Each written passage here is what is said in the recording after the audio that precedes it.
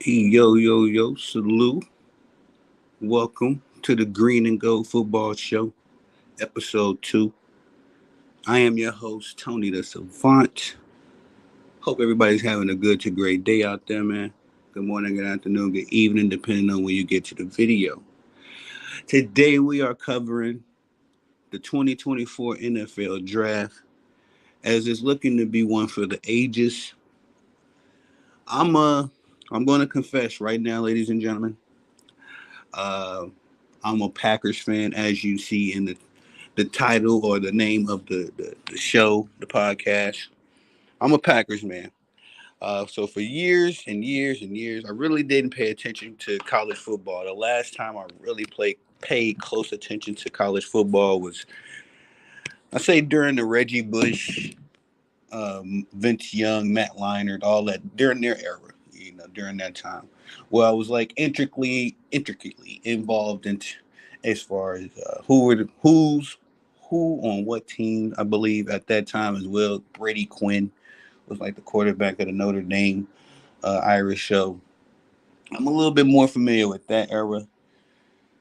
Fell out of college football for some time, but as a sports journalist, had to do my due diligence. And for about a year or two now, I've been watching college football, dominantly the Texas Longhorns, as I am located in Texas. And if you don't see cowboy stuff everywhere, you definitely see Texas Longhorns burnt orange everywhere, as they are very prevalent here in the state of Texas. So I've been paying attention to college football. I'll say mildly, um, but I am excited to be covering this draft. My first draft, where I'm a little comfortable, doing it. Like disclaimer, ladies and gentlemen, this is my first NFL draft. I am approaching this as a novice, not a casual, a novice. So I'm familiar with more of the flashier names in the draft, more the more popular. Of course, everybody knows Caleb Williams. Uh, I've been following Marvin Harrison Jr. for a couple years now. I love what that young man has evolved into. So again, I'm coming to this again a 2 year of 2 years. I've done my market research, if you will, studying college football. And so this is the draft that I say I feel like I'm comfortable to cover it. Just for the sake of time, as the draft is coming up very shortly, we're going to go over the top 10 picks. In fact, no, we'll do the top 9. I just want to give a shout out to, hold on, guys, Sports Simply, Sports Made Simply, their Instagram page, as that's the citing my sources. The source of this, my NFL 2024 NFL draft research. They do very good work over there. As you can see, it's still a growing channel, a growing page. So I definitely recommend that y'all swing by there and check out their content. I'm a big fan of them. Um, and again, I've used their. I don't want anybody to think that I'm some kind of NFL genius. No, I'm using their work as far as I've read all of the mock drafts. I actually did a mock draft with Coach Couch, excuse me, couch coach. I've always been horrible with C's. But the couch coach, my big bro, my mentor, Chris, go over there and check out his page. I believe he's on Twitter, Facebook for sure, YouTube, I know for sure. So definitely check out the Big Bros page, as we did a mock draft earlier this week. But Sports Made Simply was one of the sources of my research preparing for that mock draft. And I just want to cite my sources, as I feel like these gentlemen did their due diligence and were very good and instrumental as far as me gaining my knowledge that I'll be presenting to you all. So, no further ado, ladies and gentlemen, the number one pick, I don't think anyone, it's a secret any longer. Mr. Caleb Williams projected to go number one. Now I like Caleb, but as you can see here, Williams stands out with his exceptional arm strength, accuracy, and uncanny ability to throw from any angle. He has a quick release and and shows hints of anticipation. Elite ability to manipulate the pocket, knows where pressure is, and has the athletic tools to make big plays. Um, Also states shows a willingness to work through his progressions, but anticipation is inconsistent. Um, one second. Get my other phone. Look at this. This little words on the screen is hurting your boy's eyes. I ain't gonna hold you. One second, y'all. One second. One second. No.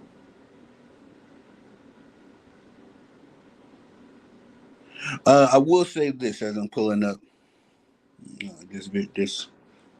I'm gonna pull up this visual on my phone so I can read it a little better. I will say this that I am, as a Packers fan, on the Greed and Gold show. All right, I will say I'm a Chicagoan as well. Very weird how this my relationship with the Packers came about. We'll go into that another day. I am happy as a Chicagoan for the Bears, as I do not root for the Bears, ladies and gentlemen. Hear me clearly, because I've had to say this multiple times to multiple people. I do not root for the Bears. I do not uh, check for the Bears per se, unless they're we as in the Packers, we're in some kind of contention for the NFC North title. Only time I check for the Bears to make sure they losing and they don't let me down more times than not. But I will say, my dad is a Chicago Bears fan. I know many of Chicago Bears fans back home. Oh no, forgot freaking who are we with? Verizon Wireless. Yeah, it's a bit of a little outage in our neighborhood with the internet. But anyway, I'll make it do. But anyway, I'm happy for my dad, and Chicago, the city, as this somebody like Caleb Williams is long overdue for the city of Chicago. They have had a very horrible history with quarterbacks. I will say this: when I didn't know any better, um, back in 2006, when the Chicago Bears went to the Super Bowl, I was rooting for him. I was happy for my dad. I was still just a kid. I really didn't know what was going on. I was a Packers fan even then.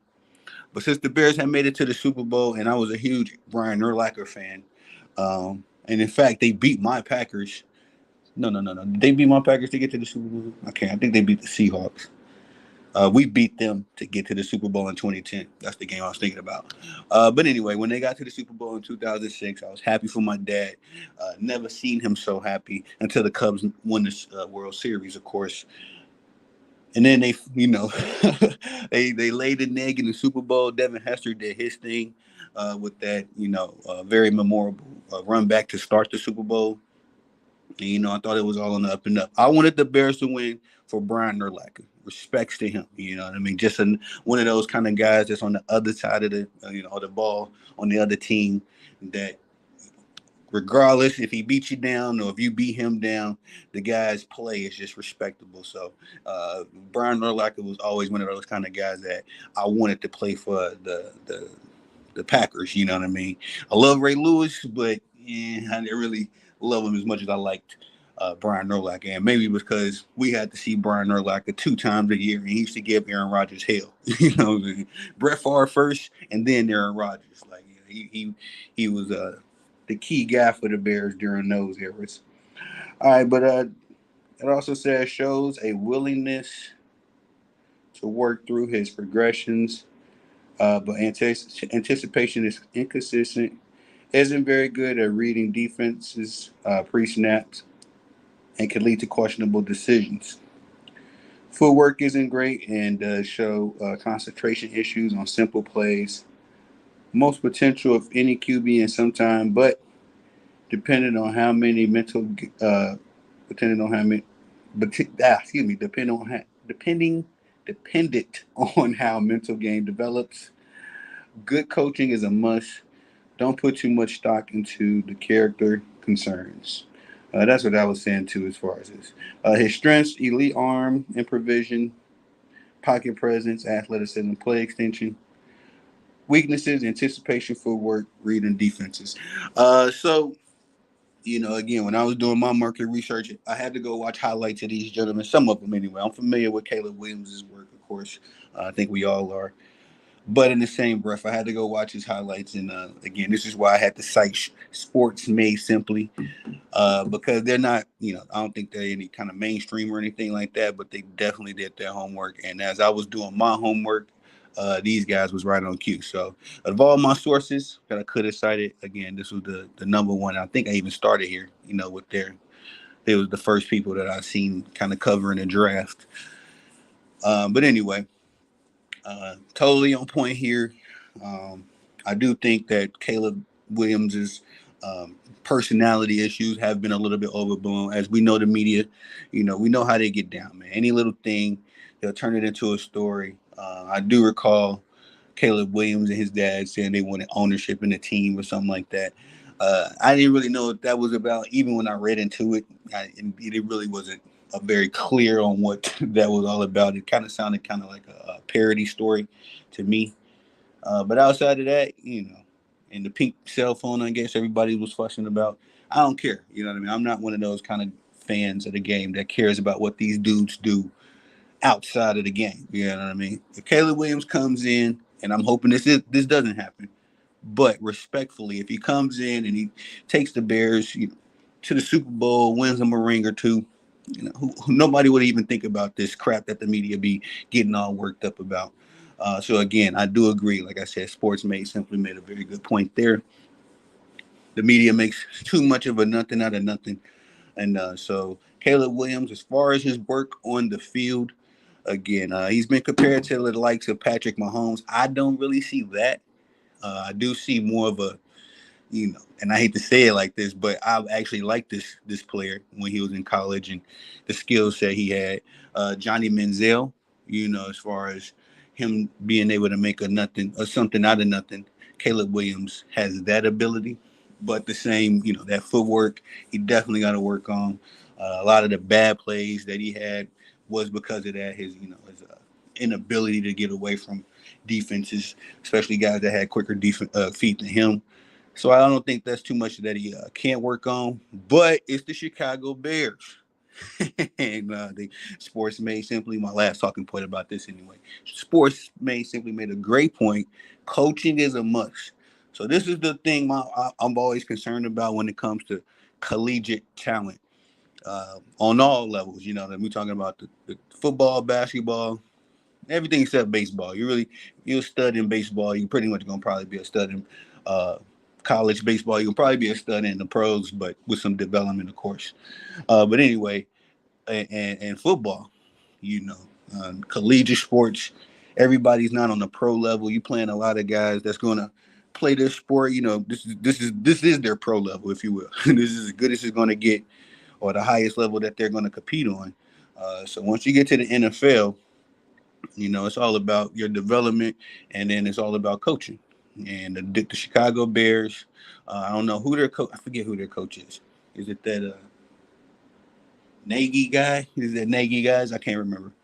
But whatever the case, the Bears coaching seat has been a revolving door since Lovie Smith. And so if Caleb Williams is able to flourish, it would be most helpful that he has a coaching crew surrounding him that can definitely help him, develop and work on his flaws, especially the footwork part. But outside of that, I know that Caleb Williams is a flashy pick. I think it's earnest, it's just this kid with the right system, because that's the key to NFL success. I don't know why people go crazy about individuals as if Tom Brady don't exist, as if Brock Purdy. Nobody had Tom Brady in 2001 or 2000 whenever he got drafted on the top board. You know what I mean? And if you did, you didn't say he was going to win 6, 7 Super Bowls. I guarantee that much. But at the same time, we make a lot of fuss about all these big arms and this flashy stuff. Again, I'm ready to. I got to see the system. I got to see the development. I guess that's why I love football a little bit more, because basketball, you're a high jumper, jump shooter, whatever. You're coming right into the league, you're doing that stuff, blase, blase. In football, No, sir. You know what I mean? This is chess, not checkers. In the NFL, again, NFL stands for not for long. All right, you see, we've seen so many rookie years, historic rookie years. Cam Newton, C.J. Stroud just had a nice year. But once the tape is out on you, even Jordan Love, I'm scared for Jordan Love.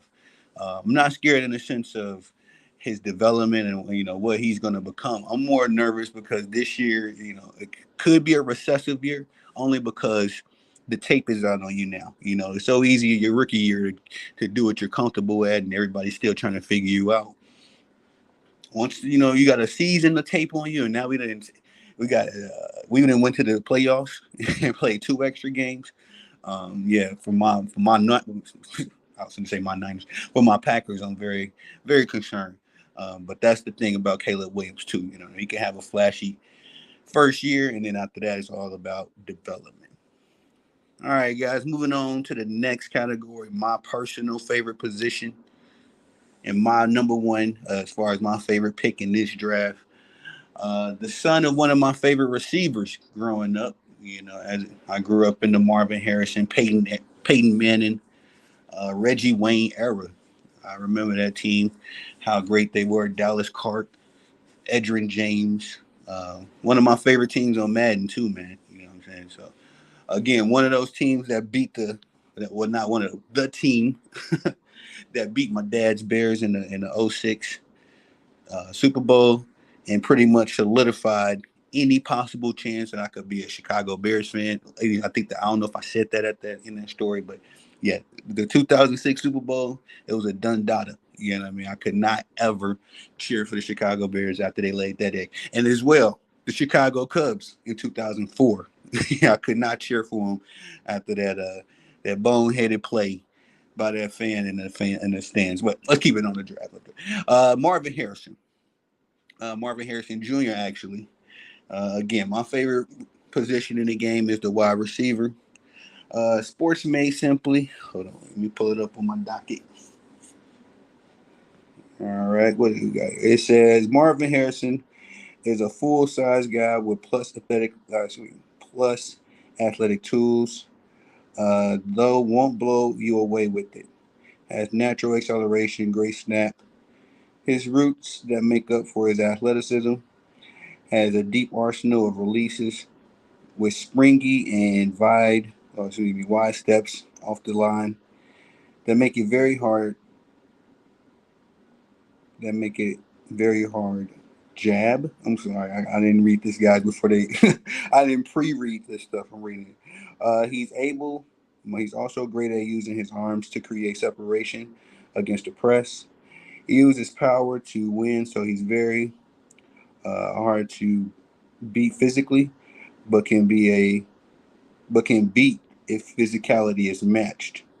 Hmm, interesting. Harrison has an elite ability to high point, and I read that what I said. I read this, but it's been a couple weeks since I read it. I need to memorize it. Harrison has an elite ability to high point the ball outside of his frame. He's got amazing hands, body control, ball tracking, and is very crisp in his routes to all 3 levels. He likes to change speeds within his routes and lacks a true weakness than occasional. Yeah, then and lacks a true weakness other than occasional drops. Has great character to boot. Strengths. Let's see what they got here. Releases. Sorry, guys. I can't. I gotta kind of like use my phone to magnetize this. Release, route running, hands, ball tracking, catching traffic, character. His weaknesses. Only good athlete, physical. What that is, and occasional drops. Anyway, I agree with this. And again, sorry about that. I read this 2 weeks ago, a week ago, whenever I was getting ready for the mock draft on the Couch Coaches channel. But again, I agree with this. When I went back and looked at the tape, I guess you could say I didn't see in the highlights or just in a few clips I would watch in some games. I guess I didn't really see him outmatched or evenly matched per se with somebody that was on his level. But you're gonna see that in the NFL. And I think again, I trust sports made simply as far as the homework they would did on their end. Uh, in the NFL, everybody running 4-4, you know what I'm saying, 4-3, all that stuff. So whatever advantages you had in college can be nullified. But my thing with Marvin Harrison Jr. is that he has all the fundamentals. I think that it's very misconstrued and very underrated the fundamentals of a wide receiver. We look at Antonio Brown, who wasn't physically outmatching nobody. Look at Tyreek Hill right now. He doesn't physically intimidate anyone really, but at the same time, the skill set is there.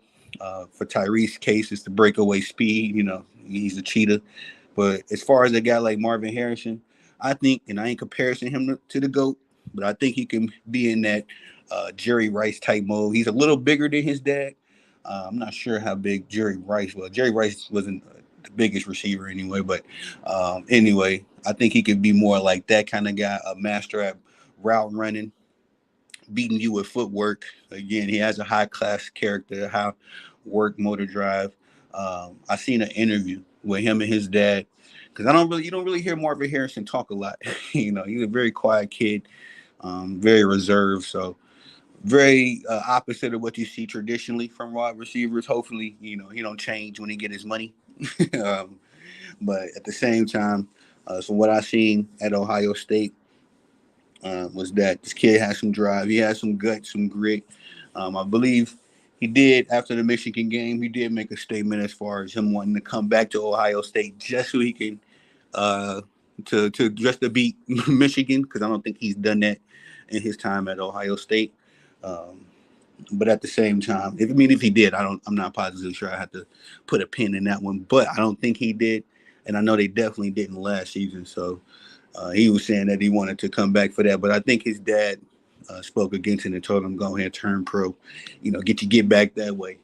But at the same time, like I say, this kid impresses me on all levels. And I always love these second generation athletes, when they come in because they always have a certain attitude, a certain discipline. They know how to work with the press, which is always great. One thing I used to always love Des Bryant, but Des Bryant was a little, cringe as far as just watching his press conferences. Des was just one of them real raw dudes, still is.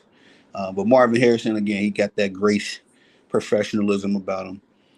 And I feel like his dad, being his, he talks very highly of his dad. Seems like Marvin Harrison um, has been very, prevalent in his life. So that's always great. And again, I'm always a fan of the second generation athletes that come in. Uh, not that I'm expecting them to be anything like his dad. His dad, one of the all-time greats, hands down. Definitely one of probably the greatest receiver in Colts history. Um, but at the same time, I do expect this kid to have a certain level of the fundamentals and to be an asset on any team that he lands on. They projected him to be on Arizona, go over there and join Kyler Murray, and I think Kingsbury's over there as well. But at the same time, I think him and Kyler Murray can make a dynamic duo. I know the Cardinals were a little abysmal last year, but Kyler Murray was injured as well. So we'll see if they can switch that around. If if Marvin so happens to land there, of course I would love him on my Hackers enjoying our young wide receiver core, but that'd probably just be overkill. You know what I mean? At that point, only one football. All right, y'all. Number three, that's Drizzy. We got Malik Neighbors, who I feel like again, as far as wide receivers go, being my favorite position. Malik Neighbors has a little bit more of a professional game, as far as coming in with that breakaway speed. He's also another good route runner to me. I think give him some time, he'll beef up. I think he's more of a slot receiver. I'm just saying right now, as a college guy or college guy coming into the league, he may be a little bit better as a slot guy. But again, I feel like this guy's right there. If you get Marvin Harrison or Malik, uh, you're good in that wide receiver spot, especially for a youngster. But let's see. Sports May simply says Neighbors is electrifying athlete, the yin to Marvin Harrison's yang, if you will, a constant threat to burn you with speed, but can also turn on a diamond. Shows fluidity with great agility and acceleration. A yards after catch machine. He has an ideal snap in his roots and a clear attention to detail in his pacing. He did have a limited route tree at LSU, though. He is very intelligent and knows how to be QB friendly by working back to the ball. Also has a very good contact balance with his size. Neighbors has strong hands to the point of attack and keeps his eye on the ball through contact. Has great body control and can play anywhere, but is best in the slot. Needs to find other ways to win on release, and with his size, will never be great against physicality. Has occasional drops too. Speed, yards at the his strengths, excuse me, speeds, yards at the catch, route running, awareness, catching traffic, weaknesses, release options, physicality, route tree. Malik Neighbors, to me, I think he has potential to be a Tyreek Hill type. Just watching his tape, he is a very dynamic receiver, but again, like the weaknesses and the strengths, I feel like can be a bit overblown because in college, what could be a weakness could be a strength. Like again, Tyreek Hill ain't the biggest guy you ever ran into. In fact, I follow Tyreek Hill on Twitter, and oftentimes you'll see him go, on the high school campuses, college campuses, doing some mentoring stuff with the young football players. And bro, them kids be towering over Tyreek, like, like. And so you talking about these scouts when they're initially looking at you up and down. They say you physicality is a weakness. I say differently. With the right work ethic, you can turn your physicality into a strength. Nobody says Tyreek Hill ain't a dog now. So you put Tyreek Hill in the draft right now, none of these scouts would be saying what they said about him back in the day. So I feel like Neighbors is another one of those kind of kids, another one of those kind of prospects. Excuse me. Very good kid. Again, kind of reminds me of the opposite of as far as Marvin Harrison is probably one of your outside options. This guy, again, even Sports May simply said as well, would probably serve better as a slot. But it also depends on where you land. Depends on what wide receiver core he lands with. They're saying the best fit is the Chargers or the Giants. I believe I had them landing with the Giants as well. So let's see. Daniel Jones. Looks like the Giants are moving forward with him. So another weapon, especially a projected elite weapon like Malik Neighbors coming in. If you're going to move forward with Daniel Jones, then definitely expecting him to move forward in his development. And why not get him an elite weapon to work with on that note? Number 4, going to my second favorite position, the NFL's favorite position. Another highly touted quarterback in the draft. I don't know if I mentioned, I don't think I did at the top of this draft. This is looking to be another one of those historic NFL drafts where I believe 6 QBs are projected to go out. And so Drake May is on that list. He is being touted as, potentially the second best option, but outside of Caleb Williams. And Sports May simply says Drake May has the ideal height, arm strength, and athleticism you want in an elite QB. Can make any pass on the field in a clean pocket. When off balance, May is comfortable from all sorts of angles. Play extension is borderline elite. Playing the athleticism to, well, excuse me, having the athleticism to run, but this is more of a tool. Fearless as a runner and takes more hits than ideal. Uh, processes coverages and leverages very well. He gets the ball out quickly and shows an understanding of safety rotations, even mixing in hints of anticipation. Footwork is suspect, shows inconsistent accuracy, drifts, and doesn't have a clear feet for the pocket, a clear feel for the pocket. Excuse me. He can't manipulate pressure and will feel non-existent pressure. Has not shown he can handle the blitz yet. Strengths: ideal frame, arm talent, play extension, athleticism, processing. Weaknesses: footwork, accuracy, pocket presence, response to blitz. Uh, Again, Drake May, I just kind of see some of his highlights. I didn't really catch many of the um, what do you, North Carolina football games. I do know this though. Yeah, the ACC has a knack for uh, getting a talented QB in the league somehow. So I don't know what these guys be doing to impress to get such high draft picks. But as far as the hype around Drake May, again, in my 2 years of researching, this kid has been a consistent name that came up. Watching his highlights, I agree right there with Sports May. Simply again, definitely looks like he has the quarterback, a professional quarterback ready frame. But we done seen this movie so many times. I hate when people do that. Oh, he got the frame and he got the height and all that stuff. Those dudes burn out. If y'all don't remember Jamarcus Russell, I do.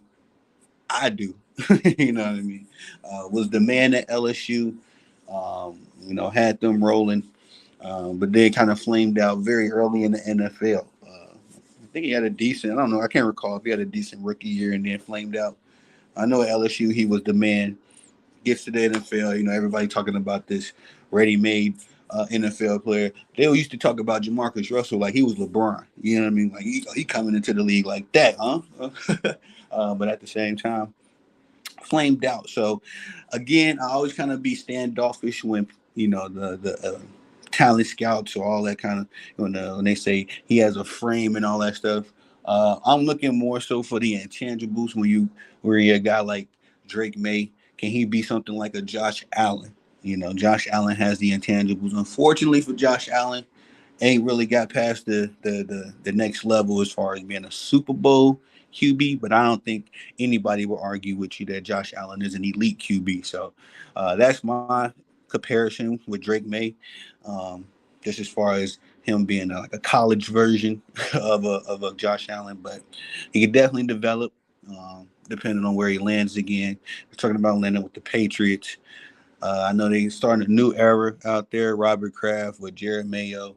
I think they got a new GM as well. I think if I read last, they were still looking for a GM. But nonetheless, it's a new era. The Tom Brady and Bill Belichick era is officially over. So we'll see what Jared Mayo can do. See what this. Again, they're projecting to start the new era with a QB. Drake May is also this again the second highly touted prospect behind Caleb Williams at that position. So I think for sure, if he don't land with the Patriots, he's landing with the Commanders. And again, my only concern for raw talent like Drake May is where you land and how you're coached. Um, I think the worst example right now that we're seeing is Justin Fields. And again, that's the Chicago Bears' fault. I'm nervous for Caleb Williams for that reason as well. Um, but at the same time, hopefully, the Patriots, Jared Mayo, they got a team in place that can develop this kid because as a football fan, I don't want the Patriots to be irrelevant, but you know what I mean? It's kind of like karma at this point if it does happen to them. With all the controversy and nonsense, and some people just get burned out on one particular team winning. I'm not one of them kind of sports fans. I respect the dynasty factor, and you can't beat me. I'm the king of the hill till you can knock me off. I feel like that rule is king in sports, and so the Patriots won. They were dominant for 20 years. It may just be a little bit of that sports karma balance to have some off years. So we'll see. We'll see. I'm nervous for Drake May if he does land there, but I think that he could be something phenomenal if developed correctly. All right, moving on to number 5.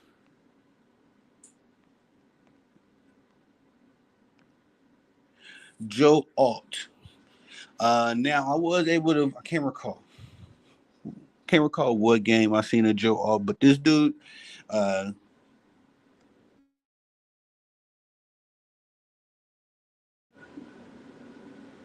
Sorry, guys. Sorry. 1 second. Let me tell the wife we are live. on our NFL. Okay. Joe Alt, um, great athlete, man. This kid is a monster. um, I think that. Sorry, I'm reading this text. Okay. Anyway, I'm sorry, guys. Believe that Joe Alt could be a generational talent. Um, Coming into the league. Let's see what Sports May said again. Alt is a behemoth, standing at 6'7", 322, 322 pounds. Elite combination of size, length, and athleticism that make him an effective blocker at all levels. Shows very good footwork and often wins on footwork alone. Facts. Um, Very impressed by this kid when I got to see. I can't recall a game I watched, man. It's so nerve wracking. I've been caught up in the NBA playoffs, y'all. Sorry. Anyway, exceptional get off ability, discipline, and whips out a nasty snare trap move. Very good awareness and reaction time to stunts and does a good job of staying low to generate power from his legs. It's good enough to play on both sides of the line. It's more effective as a run blocker, but is also a good pass blocker. Facts. Hand usage isn't refined, being accurate, but does not mix up his technique. And he can be beat when he leans too much and gets countered. Um, could put up more muscle for bull rushes as he was pushed around a few times. Athletic profile, get off. I mean, strength. Excuse me, y'all. Athletic profile, get off. Uh, Footwork, discipline, awareness, run blocking, weaknesses, hand usage, physical rushers. Joe Alt, ladies and gentlemen, I feel like is a generational talent. Of all these guys in the NFL, I feel like this dude is going to be around the next, possible 10, 12, 15, 20 years. Just because, well, 20 is a stretch with the NFL, but at the same time, he could definitely play a Jason Kelsey like role for whatever team he lands on. They say he gonna land with the Titans, so that'll bode well for them. I know they're in a kind of a bit of a rebuild mode as well since getting rid of not getting rid of, but Derrick Henry's departure. Um, I don't really know the state of the Titans as far as them as a team. Is Ryan Tannehill still their quarterback? But if they don't get anybody this year, they probably definitely gonna get a quarterback in the near future. And definitely that quarterback is gonna be able to develop behind a guy like Joe Alt. Uh, Again, of all of these guys that I watch, um, this dude here seems to be like the generational guy that we're gonna be saying his name for years and years to come. Barn health, all that good stuff. I wish every athlete a very healthy career. Me personally, blessed to say I never had any serious injuries, but I always hated that whole dynamic for. Uh, I always hated that dynamic for athletes, especially those guys that had very bright futures and high potential in whatever field they were in. I've seen injuries take out guys on a professional level, college level, and high school level. Some guys that I really cheered for. So Joe Alt is one of these guys that I got high hopes for. We'll be rooting for this kid for the next. Like I say, I feel like he's gonna be a generational guy, at least 10 years plus, and I'll be really cheering for him. I think he's going wherever he lands. Hopefully, he lands with my Packers. Wink, wink, some kind of way somewhere. Number 6, Mr. Brock Bowers.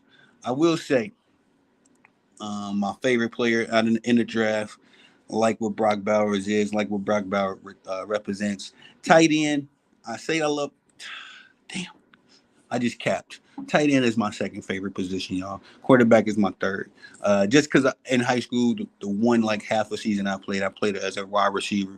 That was my niche. Got the good hands playing baseball. But anyway, Brock Bowers, phenomenal talent. This dude reminds me of like a Grunk on some level. Even Travis Kelce could just be a generational tight end. Does everything right. Let's just read what the Sports May simply is. Broward is a very unique offensive weapon, showing rare athleticism for a tight end. That athleticism makes him very versatile, being able to line up in the slot and even at fullback. He has excellent speed, acceleration, and agility, showing rare yards after catch ability, not just for a tight end, but as a player, period. Runs like a freight train, mixing in stiff arms, trucking, and hurdles that make him very hard to bring down. Does need to work on holding onto the football. Snappy route runner and shows that he can consistently beat linebackers and safeties. Has deceptive and quick feet for any player and is great at picking out spaces in zone. Hands are very reliable and shows a dominant ability to catch through contact. Tenacious blocker, but will never be known for blocking. Yeah, I hate when people say that because you can always develop. Utilities, his strength, utility, athleticism, route running, hands, catching traffic. Weaknesses, small frame, blocking. Best fit, Chargers and or coach. I think he'll be. This kid is going to be good wherever he lands. Um, Now I didn't really. I guess didn't just notice how undersized he is. I guess now that I'm thinking about it, he is a bit undersized. Um, but could that work against him? It could work for him again. Tyreek Hill, Antonio Brown, Jerry Rice. Not just receivers, but many guys over the years. Drew Brees, Russell Wilson. Size. It's not about the size of the dog in a fight. It's about the size of the fight in the dog. So Brock Bowers could definitely develop into more of a physical prowess.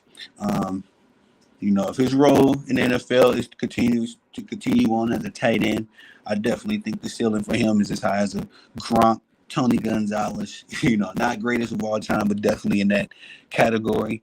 One of the greatest to do it.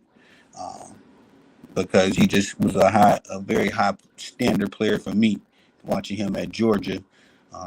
And I didn't really notice many of these weaknesses. Again, small frame blocking. I guess you can hide that a little bit better in college. But at the same time, Brock Bowers is my favorite player in this draft coming out of the college. I believe he won a couple championships. I was rooting for Georgia to win a three-piece, so I might be a little Bowers with that. I might be a Bowers. I might be a little biased with that favorite thing. But again, big fan of Brock Bowers. This kid very impressed me very much so in his collegiate career. And I got high hopes for him in the NFL. All right, number 7. No, no, no. Yeah, these things kind of loaded up crazy on me. This is probably the sneaky pick in the draft. This guy could probably come out and become something very special. I thought he was dangerous over there with Michael Penix and Washington, but Odunze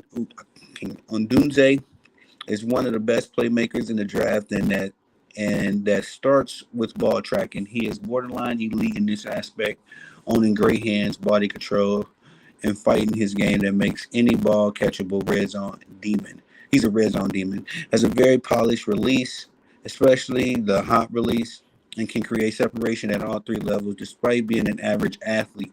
He has deceptive and sharp double moves to do this. Pretty clean route runner, especially east to west. Takes way too many steps before coming to a complete stop and doesn't do a good job disguising his comeback. Locks the elite catch. Lacks the elite catch radius you would want in the X receiver. Needs to put in more effort as a blocker and not let physicality bother him. Speed is just NFL average, but create separation without it. I think this kid could be a bit of like an Odell Beckham type. Ball tracking, his strengths, ball tracking, hands, release, route running, line of versatility. Weaknesses, athleticism, physicality, catch, radius, comeback routes. And I guess Washington, man, something I was kind of worried about, with them is just as far as the level of competition that they face. Forget what division or whatever that they was in, but you're gonna get the best of the best competition in the SEC, night in and night out, week in and week out. I mean, so it's kind of somebody with Washington as far as the level of competition was it. Did Rome?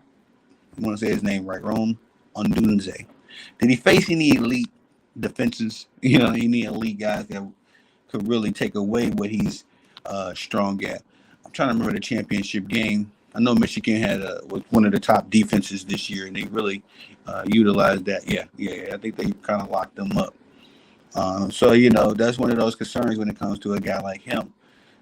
Phenomenal talent when you're not really facing anybody on your level. Face somebody on your level or better becomes a concern. So that's my thing with as far as this young man. And I love the receivers, my favorite position again.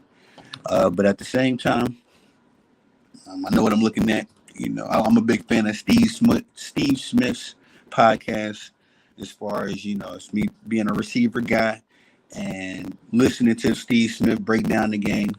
Um, Looking at Rome, you know what I mean. I'm kind of skeptical, but with the right work, right coaching, again, I'm a fan. I'm a believer that any one of these guys can have a phenomenal career. Not just putting it all on the coaching or the system or whatever, the team organization, but they're responsible for their development, how better they get year to year, game in and game out. But at the same time, we all know that you could be a part of a system that's horrible, or you could be a part of a system that's beneficial to your talent and your skills. So Rome is one of those guys. Like I say, he could be an X factor in this draft.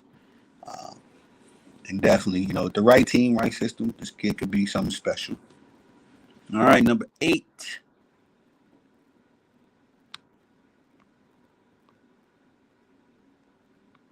Even load number 8. We got more. Sorry, y'all. Did not. It didn't load number 8. And it's crazy because I got 25 of these. Okay. Now, I learned of this guy during our mock draft over on Couch Coach. Loaded all kind of picks. All right, I learned of this guy over at Couch Coach. I did not pay much close attention to you at UCLA. This is partially because it'd be so many college teams to keep up with. Y'all, I just can't keep up. Me personally, I don't have the attention span. But Latu, I think that's his name. I learned of this guy in the mock draft with Couch Coach and the crew over there. This kid seems very impressive. Like I said, watching his highlights, I think that he could be another generational talent. I think that the Rams were looking to get him, so I think that he could definitely be a nice replacement for, not replacement, but new era. After Aaron Donald has left. But let's read this. Latu is a 5th-year player, but he is easily the most polished edge in the draft. Has an astute understanding of when to counter and processes the incredibly fast, owning elite football IQ. Isn't the best athlete, but has enough fluid ability to get from one move to the other. More smooth than explosive.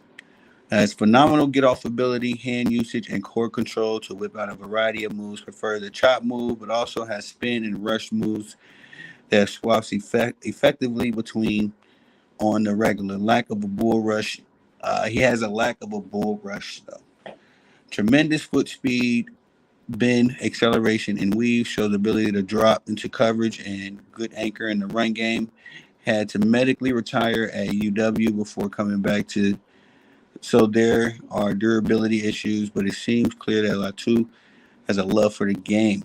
His strengths are awareness, more variety, get off, block, shedding, hand usage, and coverage. His weaknesses are durability, athleticism, and power. Again, I learned of this young man in the draft. I did not just forgot about his medical issue, but again, watching the highlights that he had this last season, I definitely feel like if he lands in LA, with the Rams as a local, he's going to be very, very serviceable to them. May be able to initiate the new era after the Aaron Donald era has been concluded with his retirement. So we'll see. We'll see.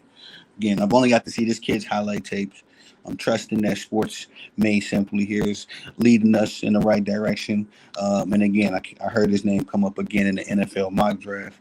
It just drew me some more interest as far as how good this kid can be. he definitely can initiate a new era. Um, Again for LA, I think that's wide open for him.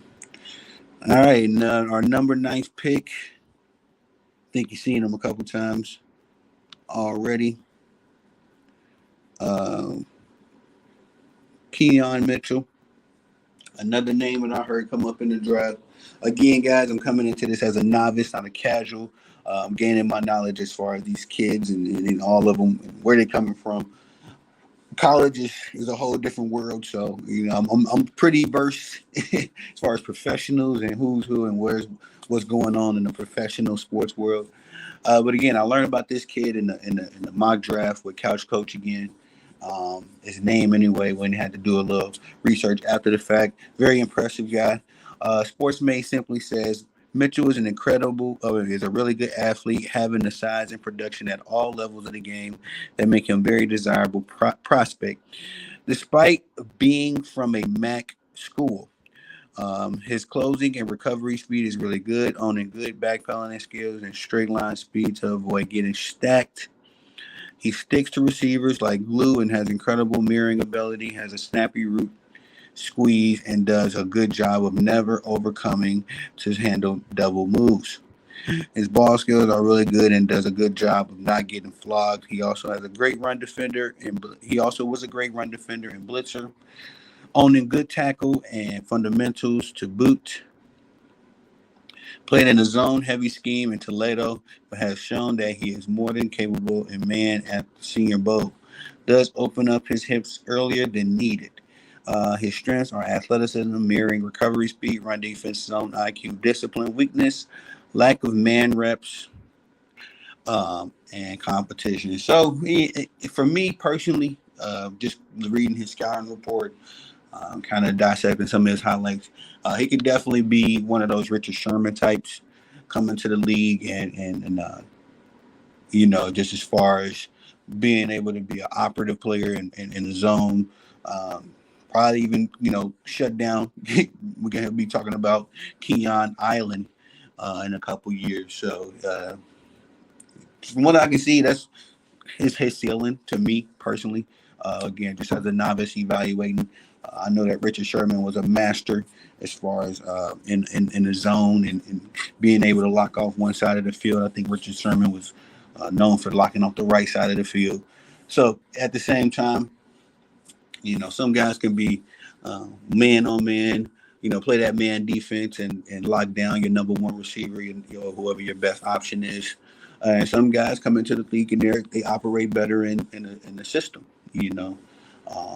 I would love to have a Keon Mitchell in our defense. Him and Jair Alexander, I think, would be very good. I feel like Jair Alexander is a great man receiver. As far as playing man defenses, sticking with receivers. So I would like to see Keon, if it happened, just by luck or chance, he lands with my Packers. We at number 25. I'm hoping we get an offensive lineman. My prospect, my hope is that we get. I think the kid name is Guyton. I know his last name is Guyton. I believe he's from Duke or North Carolina.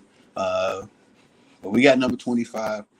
He's not guaranteed that we'll get him because he's more of a highly touted offensive lineman.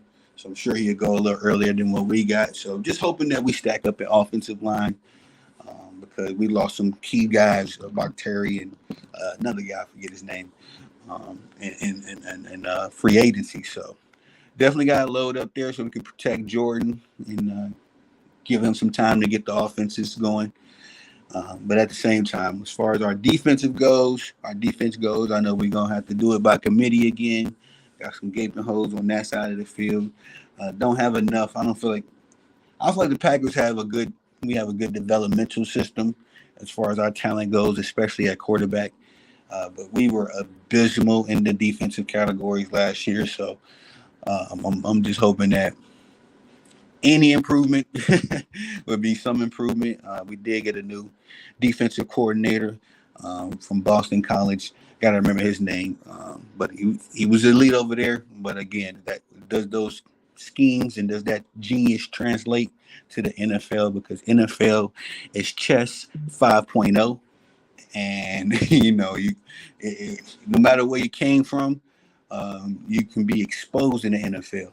Again, we've seen number one picks that was highly touted generational guys come into the NFL, get exposed. We've seen supposed alleged offensive geniuses and gurus come into the NFL and get exposed. Get exposed. Chip Kelly comes to mind. You know what I mean? So it's just all these highly touted resumes and evaluations and scouting reports. They only service you so much in the NFL. Again, in other sports, if you're in basketball, you're the number one guy, number one pick in the NBA.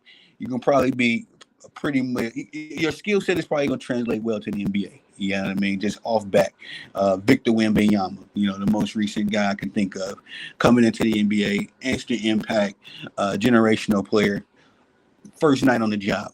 In the NFL, very rarely does that happen. Especially nowadays because so many offenses and defenses are working on such a advanced level. These guys. I think right now we're in a time in sports where you can't drop any more new plays. Okay, you can't do anything new. The Denver Nuggets right now are running the same plays the bad boy Pistons ran in 1988 and 1989 when they won the NBA championships. The NFL, I don't think you could drop any more new plays. We're at a time now, all right, it's all about development, will, and skill. So all these kids can definitely advance and make some of themselves. But it's a lot going on, man. It's a lot that goes into it. That's the NFL draft show, y'all. Thank you. I just wanted to go over some of the top picks, some of the flashier names in the draft that I was familiar with. Again, we got some other kids that I got high hopes for. Jared Verse is another guy that I could think of. Adonai Mitchell, running back from Texas. Xavier Worthy, I think he's a wide receiver, but another Texas prospect. So, you know what I mean? I'm getting familiar with the college world. There's a lot of guys have high hopes for. Just as far as my first NFL draft show, I kind of want to go with what I know, trade in the waters that I'm familiar with. That's, of course, some of the top names that we all are familiar with. But just give my commentary and what I think these kids can become. Again, as a Packers fan, disclaimer, Packers man through and through. I bleed green and gold, but I am happy for the Chicago Bears. I feel like Caleb Williams could definitely complete their rebuild over there. I love that they got Swift, Keenan Allen. I love what they got going on. DJ Moore, I love what they got going on in Chicago. I'm happy for my dad in my city. But I just know that every Sunday that we line up, we got to squash them. Got to put your little brothers back in their place. So that's what's going to happen on the 2 Sundays. We got to see them. I'm projecting that my Packers win the Super Bowl. I know it's a bit of cap, but I got a cap on my team. I bleed green and gold once more. But this draft is looking very good. Very good. I got high hopes for this draft. I think it's, again, prospected to be one of the greatest drafts in NFL history with 6 projected QBs. Real quick, the projected QBs to come out are Caleb Williams, Drake May, Michael Penix Jr., Jaden Daniels, Bo Nix, and Snaps. Is that 6? Let's say Drake May. Yeah, I think I got Caleb Williams. I think I said everybody. I think I got everybody. But 6 quarterbacks, that's not breaking news anymore. Talent to come out of this draft. So again, I'll be paying very close attention. We got a couple hours to showtime. I'm gonna pop back up. We're gonna do a little bit of NBA covers before it goes down over there. I gotta holler at my boy Zeke, see if he want to pull up and do this boxing show. We got a lot of work to do, ladies and gentlemen. But it is your boy Tony the Savant. That is the NFL 2024 draft show. Thank y'all for pulling up. Y'all have a good day. Go out there and get a goal accomplished. Oh, once more, this is the business. Please swing by the platforms: Instagram, Facebook, YouTube, Twitter. Tony the Savant on all platforms except Facebook. It's Tony the Savant, THEE, for whatever reason. Facebook is weird. Just make sure you go swing by, get some of that content, got some exclusive stuff. I'm always going live or doing something. I'm always doing something. I'm always up to something, ladies and gentlemen. So make sure you tapped in, you following, make sure you don't miss nothing. And definitely appreciate the love and support. Go out there and get a goal accomplished. Peace.